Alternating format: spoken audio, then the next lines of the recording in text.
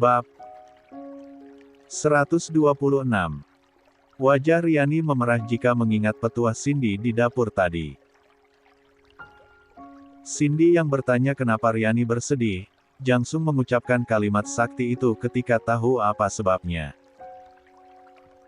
Kini, Riani dan Andika sudah berada di kamar mereka dengan Riani yang menghadap Andika namun malah disuguhi punggung kekar suaminya. Ya, suaminya merajuk. Ia tidur tanpa memeluk Riani dan tanpa mengucapkan selamat tidur. Riani tanpa sadar sudah menitikkan air matanya. Andika yang mendengar isakan itu berusaha abai. Ia masih geram, bisa dirasakan kan kalau sedang ingin, lalu ditolak mentah-mentah. Biar saja Riani menangis, Andika juga ingin merajuk, siapa suruh jual mahal. Andika juga bisa. Bang, abaikan Riani, sugesti Andika pada dirinya sendiri. Biar saja Riani memanggil, nanti juga capek sendiri dan tertidur. Bang, duh. Tubuhnya kenapa sih? Kenapa rasanya ada sengatan listrik yang tersalur dari sentuhan tangan Riani kala menyentuh bahunya dari belakang. Padahal Riani hanya menyentuh dari bahu kanan ke kiri, tapi sudah cukup membuat Andika membetulkan letak celananya kini. Bang, abang marah. Andika tak menjawab. Sumpah bukan karena marah tapi karena takut meneong. Riani sendiri entah mengapa malah mengikuti saran dari Cindy. Padahal ia malu setengah mati begini. Harusnya Riani menolak. Biarlah. Riani menempelkan pipinya di punggung Andika, gak apa-apa kalau marah. Tapi, biarin ya, Riani begini. Riani pengen elus perut abang. Andika ingin mengangguk tapi gengsinya mengalahkan segalanya. Hingga ia biarkan Riani berkelana semaunya, lama terbuai dengan sentuhan Riani di perutnya, membuat Andika terlena namun tak lama karena nafasnya berat. Lamalu namun ingin, jika disebut istilah dalam bahasa Belanda pangalengannya adalah, hayang tapi era. Kok dibuka? Tanya Riani mendapati suaminya dengan sigap dan cepat membuka celananya. Biar enak, gak ada yang halangin. Beradu. Siapa yang ajarin? Mama lagi. Riani tak menjawab, malah terdiam dengan wajah datarnya. Jangan tanggung dong kalau praktekin yang diajarin. Abang milik kamu. Mau diapa-apain juga pasrah.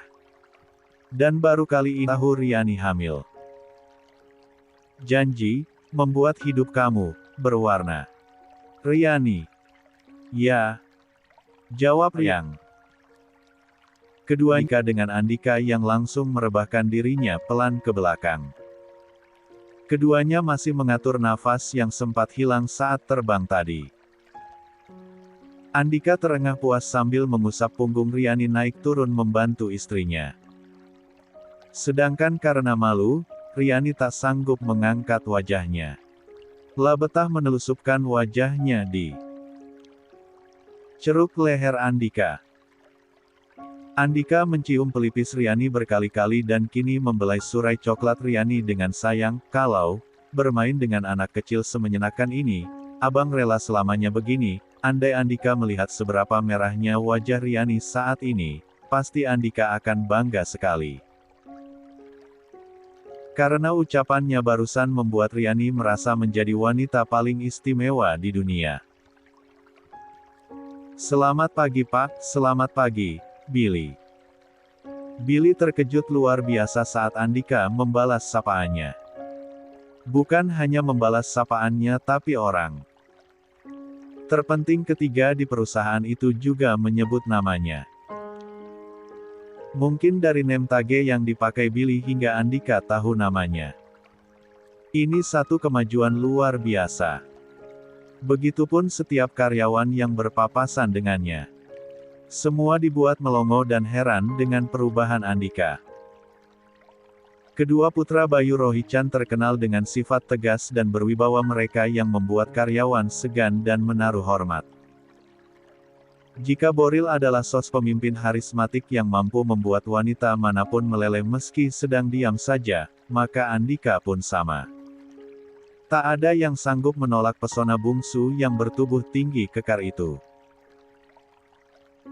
Namun berbeda dengan Boril yang masih sempat tersenyum dan menyapa karyawan, maka Andika sebaliknya. Mengharapkan si tampan ini menyapa karyawan sama saja dengan mengharapkan hujan salju di Wakanda Country. Alias impossible. Tapi ketidakmungkinan itu terjadi hari ini. Senyum manis Andika jadi trending topik di grup WA khusus karyawan menengah ke bawah ROHICHAN Corp. Pak Andika yang senyum, rahim gue yang anget. Pak Andika yang senyum, serasa pengen dihalalin. Klan Rohichan terima poligami gak ya? Pak Andika kalau senyum mirip Aditya Roy Kapoor. Elah. Alay lo semua. Masih gantengan Pak Boril.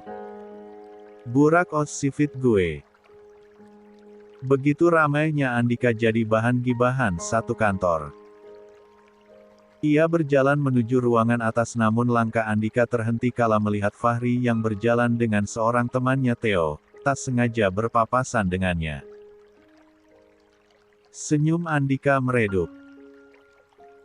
Selamat pagi Pak, sapa Theo pada Andika. Mood Andika sudah hilang. Ia tak membalas sapaan Theo. Theo yang sudah biasa mendapatkan hal itu sudah tak aneh lagi. Ia malah menyikut tangan Fahri agar ikut mengucapkan salam selamat pagi. Namun Fahri masih diam sambil pandangannya lekat tak lepas dari Andika. Andika menyeringai. Saudara tiri Riani ini ternyata masih punya muka bekerja di sini. Permisi Pak. Kami izin mau ke divisi 6. Ujar Theo sopan sambil menunjukkan kertas yang dipegangnya. Andika mengerutkan keningnya.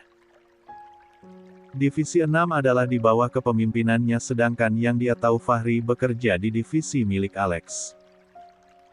Theo yang paham kalau anak bosnya itu tak mengerti lalu mencoba menjelaskan dengan pelan agar tak memancing emosi Andika.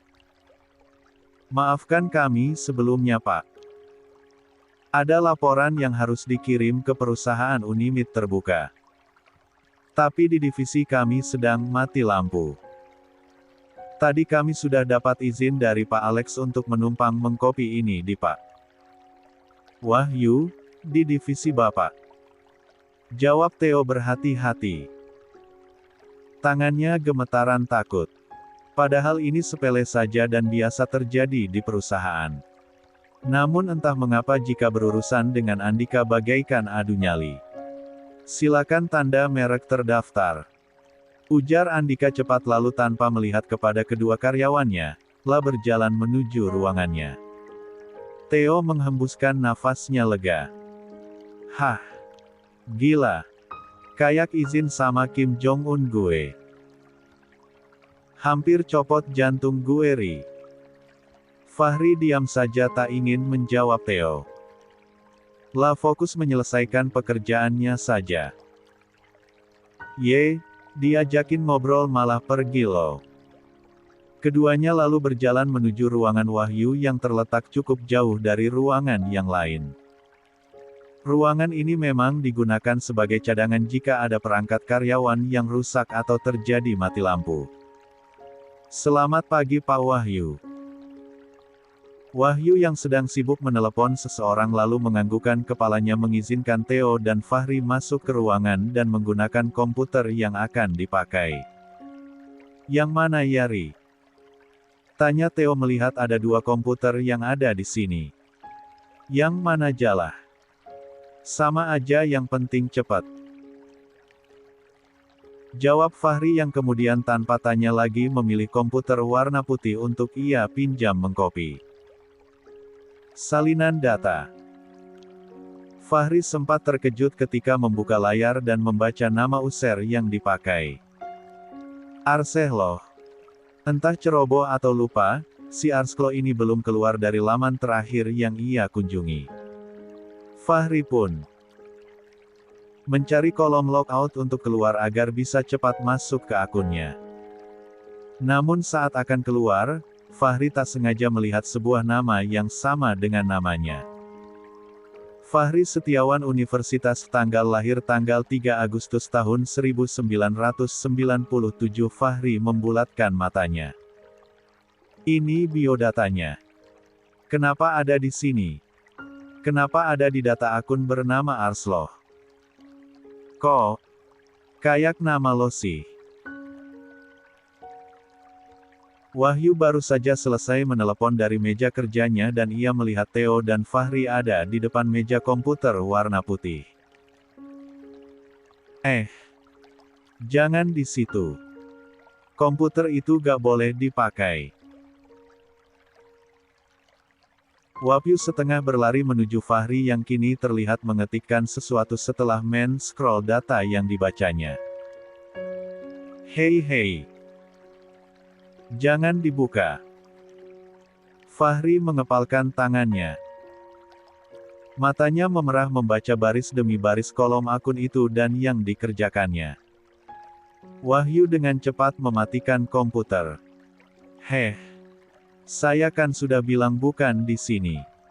Ini gak bisa dipakai. Kenapa kalian ngeyel? Bentak Wahyu. Fahri lalu bangun dari duduknya dengan wajah yang diliputi amarah. Ia menarik kerah Wahyu hingga pria yang tingginya hanya sebatas bahunya itu berjinjit ke atas. Apa-apaan ini? Lepas. Fahri. Lo kenapa? Theo yang panik mencoba menurunkan tangan Fahri yang terangkat ke atas bersamaan dengan tubuh Wahyu. Fahri mengeratkan giginya. Punya siapa komputer ini? Jawab I. Bentuknya. Wahyu yang ketakutan lalu menggelengkan kepalanya. Gak tahu. Fahri yang geram lalu mendorong tubuh Wahyu ke dinding dan kemudian mencekiknya. Hingga Wahyu megap-megap kehabisan nafas. Fahri. Lo mau bunuh orang? Istighfari. Lo kenapa? Woi. Tolong. Teriak Theo yang super panik. Ia ingin keluar dari ruangan Wahyu meminta bantuan, namun takut Wahyu sudah jadi mayat saat kembali. Ia harus mencegah Fahri berbuat yang macam-macam. Sedangkan Fahri terus menekan leher Wahyu hingga wajahnya membiru. Punya siapa akun itu? Lab Faas. Mohon Wahyu yang sudah setengah sadar. Punya siapa? Sentak Fahri lagi. Wahyu yang merasa jika nyawanya hampir hilang kini, lalu membuka suaranya. Pak Andika. Fahri terkesiap. Cekikan itu terlepas seiring dengan meluruhnya tubuh Wahyu ke lantai. Ia terbatuk lalu kemudian pingsan. Gila Lori. Umpatan demi umpatan dilontarkan oleh Theo sambil membantu Wahyu untuk duduk dan menetralkan nafasnya. Theo menerikan air mineral yang ada di meja Wahyu. Setelah minum, Theo membantu Wahyu duduk di kursinya dan merapikan semua kekacauan yang dibuat barusan. Ada apa sih ribut-ribut? Ada yang berantem ya? Pak Wahyu, ada apa? Sekitar 3 orang karyawan datang ke ruangan Wahyu. Theo yang tidak mau ada masalah yang nantinya akan melibatkan dia, terpaksa berbohong. Gak ada apa-apa. Biasalah, miskomunikasi. Iya kan Pak Wahyu? Fahri. Ungkap Theo dengan senyum dipaksakan. Fahri diam tak menjawab sedangkan Wahyu yang masih takut pada Fahri, hanya mengangguk pelan. Kirain apaan? Balik kerja lagi. Iya, maaf ya, udah bikin ribut. Maaf. Ketiga orang itu keluar dari ruangan Pak Wahyu sementara Theo bernafas lega. Gawat nih kalau sampai Pak Alex tahu kita bikin onar di divisnya Pak Andika. Gerutu Theo lagi sambil membereskan file-file yang jatuh. Sementara Wahyu masih ketakutan melihat Fahri yang masih berdiri dengan tangan terkepal seolah memikirkan sesuatu. Lo kenapa sih, Ri? Coba bayangin kalau Pak Alex tahu. Bisa diskors kita. Apalagi kalau sampai Pak Andika yang tahu kita bikin masalah di sini. Bisa-bisa istri gue jadi janda. Saya gak takut sama dia. Serentak Theo dan Wahyu menoleh ke arah Fahri. SSSTTT. Theo menaruh satu telunjuknya di atas bibir. Jangan kenceng-kenceng. Gimana kalau didengar sama yang lain? Terus diaduin sama Pak Andika. Kenapa kalian begitu takut sama dia? Apa karena dia anak yang punya perusahaan?